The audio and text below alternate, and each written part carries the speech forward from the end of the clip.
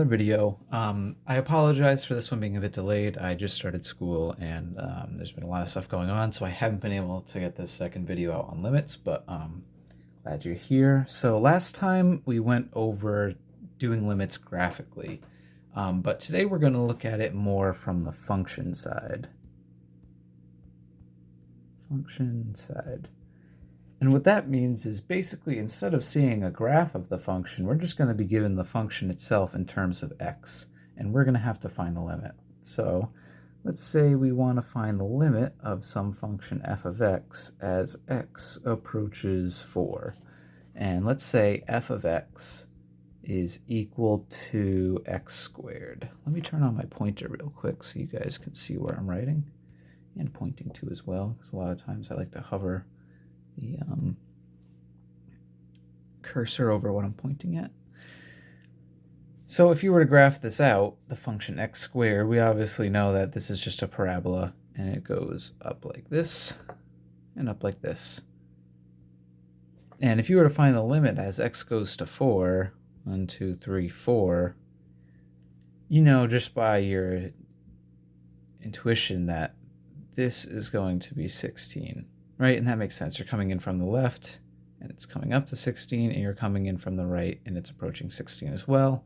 So the limit is actually going to be 16.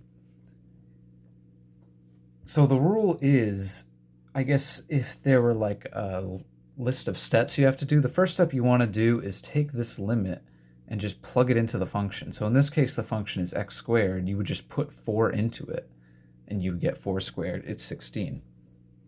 So that's going to work for really any function that you're finding the limit of, but most of the time, if you're seeing it in a math class, it's because there's something weird about it. You plug in where it's going to, and it doesn't quite work out.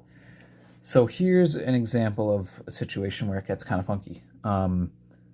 Let's say we're finding the limit as x goes to -1 of f of x.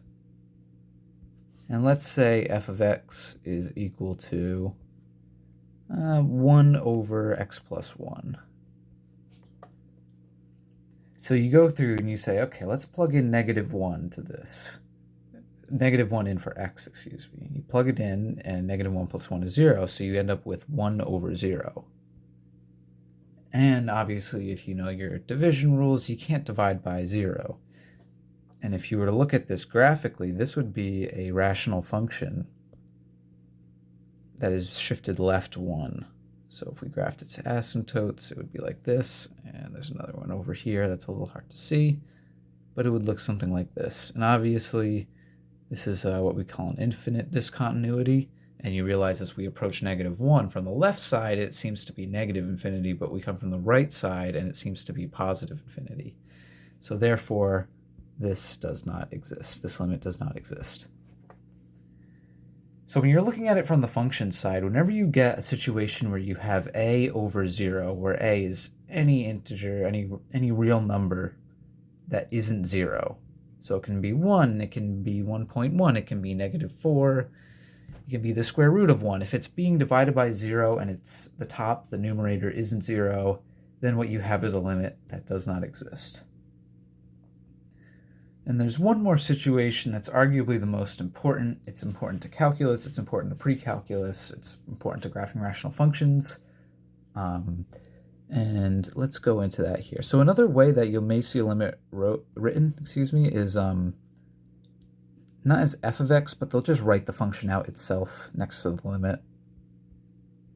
So let's find the limit as x goes to 2 of this function.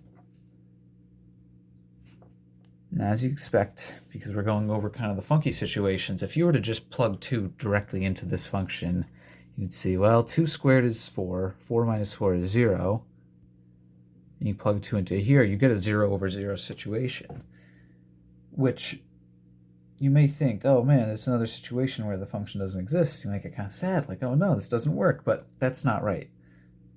You have to be happy, because what ends up happening is that this just equates to a whole.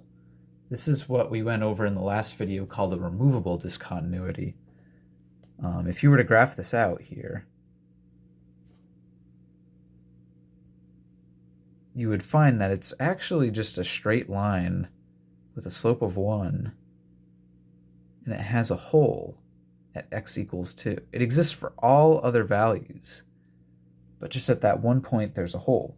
And just like we went over graphically before, as the limit you approach this value, it's not finding what f of 2 is, because f of 2 doesn't exist. It's finding what the y value approaches as you approach f of 2, which in this case would actually be 4. It's a little hard to see because of all those lines, but so obviously that's the graphic side. But what do we do if we have the function and we want to solve for it? Maybe it's something too complex that we can't graph ourselves. Well, the truth is, when you have a 0 over 0 situation, you're going to want to use algebra or sometimes trigonometry, depending on the function. So you may have noticed that this is a perfect square binomial up top. So this can be rewritten as x plus 2, x minus 2, all over x minus 2. Now you notice that these two terms cancel out, and all you're left with, we can rewrite the limit actually, of just the top portion, x plus 2. And then that's where we get 4 from. So if there's a 0 over 0 situation, it's a hole. It doesn't mean it doesn't exist, it's that it's a hole. So this original limit up here is actually 4. So when you see a 0 over 0 situation, don't dread, you're not doing anything wrong. You just have to use a little bit of algebra on this part right here to be able to simplify it and plug it in.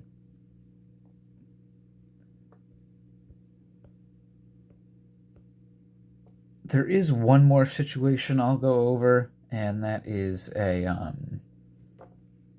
let's say you have like a piecewise or something, right? Where f of x equals x plus 1 for maybe x is less than 0. Put some brackets here. And x squared plus 1 for x is greater than 0. So if you remember what your piecewise functions look like, sometimes it's going to be something where it's like something funky like this, and then it goes down and it goes back up like this. So sometimes the limit doesn't exist. But how can we test this by just looking at the function? Well, what you're going to want to do, just like with any other function, you're just going to want to plug in your limit into your function and see what happens. Now this situation, and this should be probably a greater than or equal to, this situation is kind of weird, but you're going to have to put in your limit, because it's where the function breaks, you're going to have to put it back into both parts of it. So in this situation, if you plug in 0 for x on the top part, it's 0 plus 1, so it's 1. If you plug in 0 to the bottom part, it's 0 plus 1 again, so it's 1. So because the limit, as x approaches 0 from the left and the right, basically remember how in a rational function like this, we would have to look at it from the left and the right and make sure we're approaching the same value. That's basically what we're doing for this particular function. We're looking at it from the left and the right. And because they're both the same, the limit exists. They're both 1. And if you were to look at this graphically, that would make sense. It's a line that's shifted up 1. And then it's a parabola that's shifted up 1. So it looks like this. So, it's not smooth, but as it approaches from the left, it approaches 1, and as it approaches from the right, it also approaches 1. But if it were, say, something like, if this were an x squared plus 1, it were just x squared, if you plug 0 back into this, suddenly the top part becomes 1 and the bottom part becomes 0. And that's when the function, the limit of the function wouldn't exist.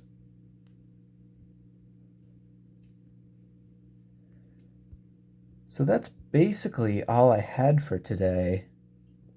Just remember that if it's a 0 over 0 situation, it's good. It's a very important concept in calculus, and when I get to my calculus videos, we'll go over why a 0 over 0 situation is actually kind of important. Other than that, just be on the lookout for maybe another pre-calc video on graphing rational functions. It kind of ties in a lot with this stuff, and it should wrap up what I want to do, at least for now, on pre-calculus. There should be a Python code coming with this post, and the worksheet should be up soon. But again, with schoolwork, it's getting a bit crazy. Thanks for watching, and I'll see you next time.